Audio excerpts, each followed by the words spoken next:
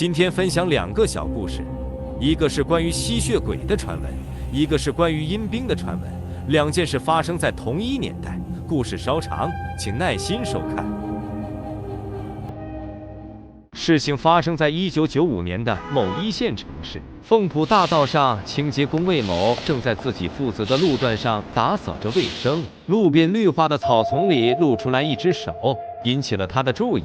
一阵不好的预感涌上了他的心头。魏师傅战战兢兢地用扫帚拨开了路边的草丛，一个穿着红色连衣裙的女人倒在了草地上。魏师傅的尖叫声惊动了路人，警方很快就封锁了现场，进入了调查。闻风赶来的各大媒体也竞相进行了现场报道，可接下来的调查却让警方一筹莫展。法医鉴定，死者是因为血液流干而死，伤口就是脖子上的齿痕，而鉴定结果显示齿痕为人类。警方派出大量警力，带着警犬在事发现场进行了大范围排查，然而案件却始终没有任何进展。直到2个月以后，公安局来了一个报案人，让案件出现了新的转机。他自称自己昨晚遇到了吸血鬼，并且讲述了他昨晚的恐怖遭遇。昨晚大概9点半，他在滨江公园等自己的男朋友，突然间背后的一个黑影笼罩了他，一个头发凌乱、体格魁梧的男人正向自己扑来。那一瞬间，他看到那个人的牙齿是尖尖的，吸血鬼用牙齿咬开了他的脖子，拼命吮吸着鲜血。正当他感到死亡在逐渐逼近的时候，背后的小路上传来了脚步声，原来是一对小情侣路过这里。当看清他的样子时，小情侣被吓坏了，好在他似乎也有所忌惮，匆匆的逃跑了。看着他跑远了，小情侣来到被害的女孩这里，他当时已经晕了过去。那对小情侣马上打电话叫了救护车。女孩神情紧张地讲述完了遭遇，从她瑟瑟发抖的身体上可以看出这件事给她的冲击很大。警方马上根据女孩提供的线索，在滨江公园附近展开了调查，有线索指向了四平路一栋废弃的大楼。警方马上对这里进行了搜捕。眼前的一幕让参与搜捕的警察感到了头皮发麻。在一个黑暗的房间里，堆满了大量野猫、野狗，甚至是老鼠的尸体。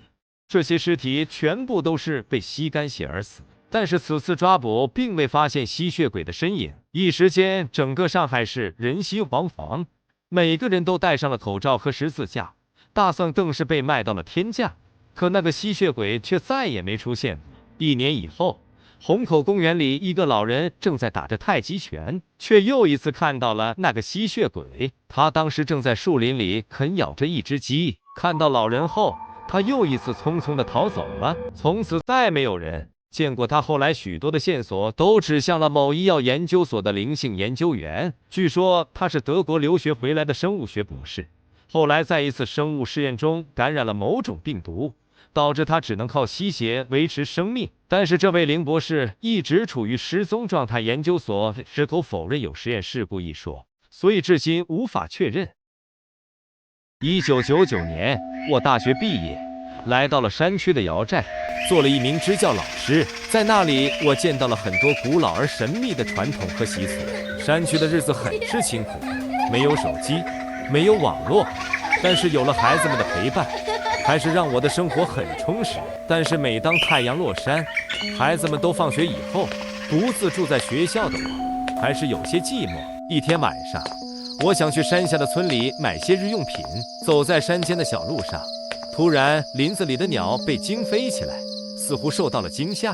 突然，我身后的路上传来了踏踏的脚步声音，似乎有许多人正从路上行进。那个声音越来越近，可我回过头来，山路之上却空空如也。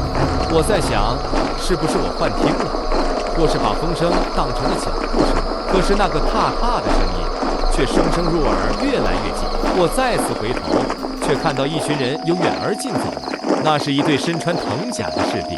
当他们从我身边经过，看清他们的面目，我的血瞬间凉了。但是能看出他们都不是活人，更像从地府走出的鬼魂，一列列走来，看不到尽头。他们从我身边走过，阵阵阴风逼得我蜷缩在了陆地。那踏踏的声音越来越刺耳，我实在受不了，大叫了起来。我大叫了一声以后，突然所有的声音都停了下来，四周死一般的寂静更加让人毛骨悚然。我惊恐地抬头一看，那些士兵都停了下来，似乎发现了我，他们的眼光全部死定定地看着我。我似乎瞬间失去了意识。当我再次醒来，我已经躺在了姚民的家里。他们向我说了他们救我的过程。昨天晚上，他们正在山上打猎，突然看到了山路上的鬼军。按照姚民的风俗，遇见鬼怪都要跪地求大地保佑的。可是其中一个好奇的姚民，在那列鬼军的队伍里看到了我的身影。我正跟在鬼军的队伍里，随着部队向前走着。他们知道，这样我可能永远也回不来了，死在这茫茫的大山之中。由于姚民感谢我教他们的孩子学习文化，不忍心我就这样死去，所以他们把打猎的土枪都装填了火药。顿时响亮的枪声在林子里响了起来。深夜里，寂静的山路之上，响亮的枪声震动了整个瑶乡，而那些阴兵也慢慢消失了，只剩下我一人慢慢瘫软了下来。我被救了以后就什么也不知道了。后来听当地人说，那里时常会有异象发生，至于是因为天气还是地势所形成的，就不得而知了。在那里支教了2年，我离开了瑶寨，我忘不了那里秀美的山色、淳朴的山民、可爱的孩子，还有那些古老神秘的乡俗。